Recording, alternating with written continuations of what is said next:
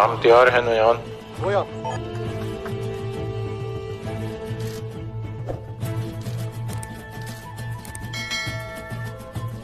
सादुद्दीन को भी संगर तेकन के बारे में खबर भेजी है उसने। वो आज रात मेहमान खाने में होगा। और अर्तुल मरेगा तांगुत, तुम मारोगे उसे। मुझे मायूस मत करना।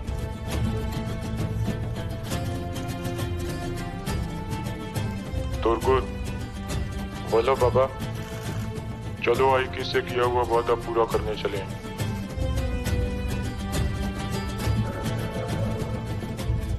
तो चलो बाबा।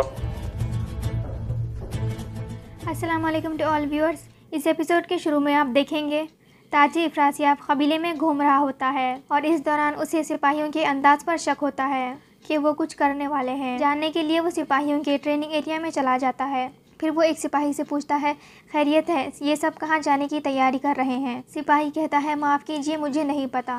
लेकिन ताजी अफरासियाब शक में पड़ जाता है कि ये क्या करने वाले हैं। दूसरी तरफ हलीमा सुल्तान और दलीदेमीर वापस कबीले में पहुंच जाते हैं और दाखिले पर एक लड़की खड़ी होती है जो उन्हें खुशामदीद कहती है। फिर दलीदेमीर उससे पूछता है, हमारे पीछे कबीले में कोई ज़रूरी चीज़ हुई है। वो लड़की कहती है, अर्तुगरुल भाई ने कबीले से गद्दारों का खात्मा कर दिया है। फिर हलीमा सुल्तान पूछती हैं, क्या अर्तुगरुल कबीले में ही है।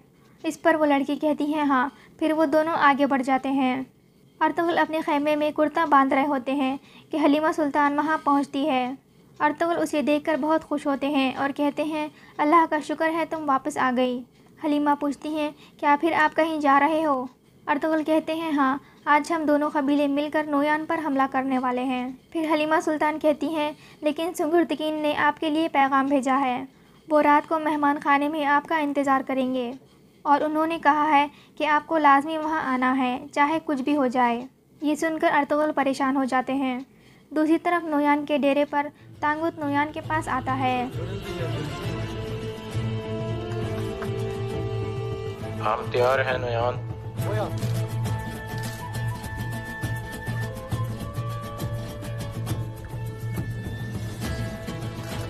सादुद्दीन को भी संगर तेकन के बारे में खबर भेजी है उसने। वो आज रात मेहमान खाने में होगा। और अर्तुल मरेगा तांगुत, तुम मारोगे उसे। मुझे मायूस मत करना। इसके बाद नोयान कहता है, सुंगुर्तकीन सुल्तान अलाउद्दीन के हुक्म पर उगदे को मारने जा रहा है, इसलिए उसे हर हाल में रोकना होगा। इसके बाद नोयान सुंगुर्तकीन की तरफ रवाना हो जाता है। फिर कबीले में गोकचे तुगदकीन को तैयार कर रही होती है और कहती है, अल्लाह तुम्हारी मदद करे। दूसरी तरफ अर्तुगरुल और गुंदुगदू भी तैयार होते हैं। अर्तुगरुल हैमा खातून को बताते हैं कि सुंगुर्तकीन के बारे में खबर आई है। फिर हलीमा कहती हैं, आज रात वो मेहमान खाने में अर्तुगरुल का इंतज़ार करेंगे। इस पर हैमा खातून कहती हैं, फिर वो कबीले क्यों नहीं आया। अर्तुगरुल कहते हैं, ये तो मुझे जाकर ही पता चलेगा। फिर वो गुंदुगदू से कहते हैं, मुझे सुंगुर्तकीन की तरफ जाना होगा और नोयान को मारने की जिम्मेदारी आपकी है। दूसरी तरफ तुगदकीन और गुमुश्तकीन भी जंग पर जाने के लिए तैयार होते हैं। उसी दौरान गुंदुगदू वहाँ पहुँचता है और उन्हें बताता है कि अर्तुगरुल हमारे साथ नहीं आ रहा क्योंकि वो एक और बहुत ही ज़रूरी काम पर जा रहा है। इस पर वो शक में पड़ जाते हैं। फिर गुंदुगदू बाहर आता है और अर्तुगरुल के सिपाहियों को भी बताता है कि अर्तुगरुल हमारे साथ नहीं आ रहा और आप तीनों मेरे साथ जाओगे। जिस पर वो तीनों कहते हैं, जैसा आपका हुक्म भाई। और इसी दौरान एक बार फिर बानो चिचक दुआन के सामने आ जाती हैं और दुआन की तरफ देखकर मुस्कुराती हैं और हाथ हिलाती हैं। इस पर दुआन खुश हो जाता है और बदले में अपना सर हिलाता है। ये देखकर बामसी उसे छेड़ने के लिए धक्का मारता है। दुआन गुस्से से कहता है, मैं मारूंगा। इस पर तुर्गुत कहता है, ख्याल रखना, आशिक लोग बहुत ज़ोर से मारते हैं।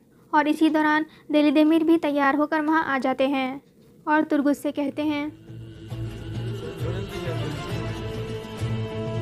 तुर्गुत, बोलो बाबा। चलो आई किससे किया हुआ वादा पूरा करने चलें।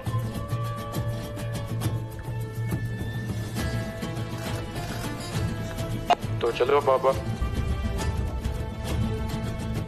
इसके बाद वो सब अपने घोड़ों की तरफ बढ़ते हैं और दूसरी तरफ अर्तुगरुल अकेले अपने घोड़े पर सवार होकर सुंगुर्तकीन की तरफ रवाना हो जाते हैं। फिर हलीमा सुल्तान सैलजान के खैमे में जाती हैं और सैलजान उसे वहाँ देखकर बहुत खुश हो जाती है और उससे बताती है कि ऐतुल हमें तबाह कर रही है। फिर वो हलीमा को उस बूढ़ी औरत के बारे में भी बताती है जिसने उसे ऐतुल का राज बताया था और फिर वो मुर्दा पाई गई थी, जिस पर हलीमा सुल्तान हैरान और परेशान हो जाती हैं। दूसरी तरफ बुंदुकदू अपने सिपाहियों को लेकर नोयान के डेरे पर पहुंच जाता है और दूसरी तरफ तांगुत अपने सिपाहियों को लेकर कुर्तबोगजी के मुकाम पर पहुंच जाता है और अपने सिपाहियों से कहता है, झाड़ियों के पीछे छुप जाओ, हमने अर्तुगरुल को भागने नहीं देना।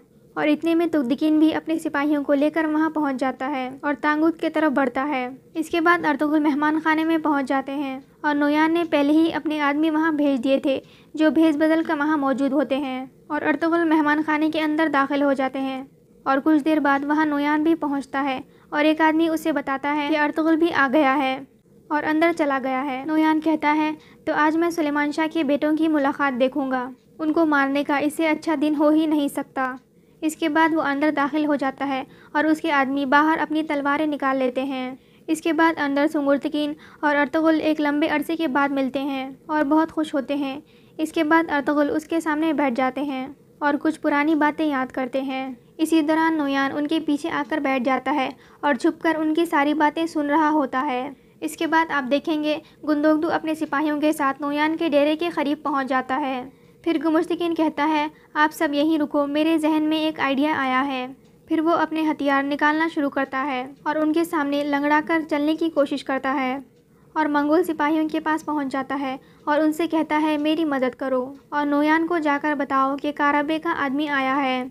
एक सिपाही वहां से जाने लगता है और इसी दौरान गुमुश्तकीन अपने साथ खड़े सिपाहियों पर हमला कर देता है और दोनों को मार देता है और फिर तीसरे को भी ख़त्म कर देता है। फिर वो गुंदोगदू को भी इशारा करता है कि आप लोग भी आ जाओ। फिर सब सिपाही वहां आ जाते हैं। दूसरी तरफ तुगदिकीन अपने सिपाहियों के साथ अल्लाह अकबर का नारा लगाते हुए तांगुत पर हमला कर देता है और दोनों सिपाहियों में जंग शुरू हो जाती है। इस दौरान तुगदिकीन के काफ़ी सारे सिपाही मंगोल सिपाहियों को मार देते हैं और इस जंग के दौरान तुगदिकीन और तांगुत के बीच भी लड़ाई होती है।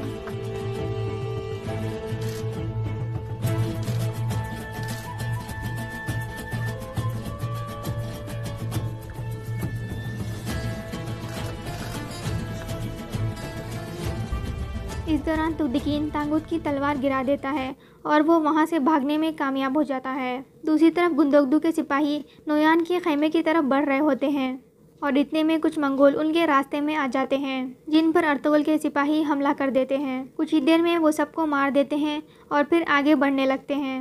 दूसरी तरफ अर्तुगरुल और सुंगुर्तकीन मेहमान खाने में आपस में बातचीत कर रहे होते हैं और नोयान भी वहीं छुपकर उनकी सारी बातें सुन रहा होता है। फिर सुंगुर्तकीन अर्तुगरुल को बताता है कि मंगोलों के दौरान जंग में मैं गिरफ्तार हो गया था और आप लोग समझे कि शायद मैं मर चुका हूँ।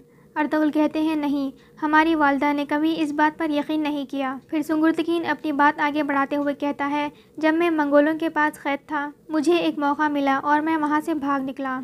पहली सोच मेरे जहन में यही आई कि मैं वापस कबीले में चला जाऊं क्योंकि मैं जवान था और मेरे आगे सारी ज़िंदगी पड़ी हुई थी। लेकिन फिर मुझे एक आदमी मिला जो चंगेज़ खान के बहुत क़रीब था। उसने मुझ पर एतमाद किया और मुझे चंगेज़ खान के पास ले गया।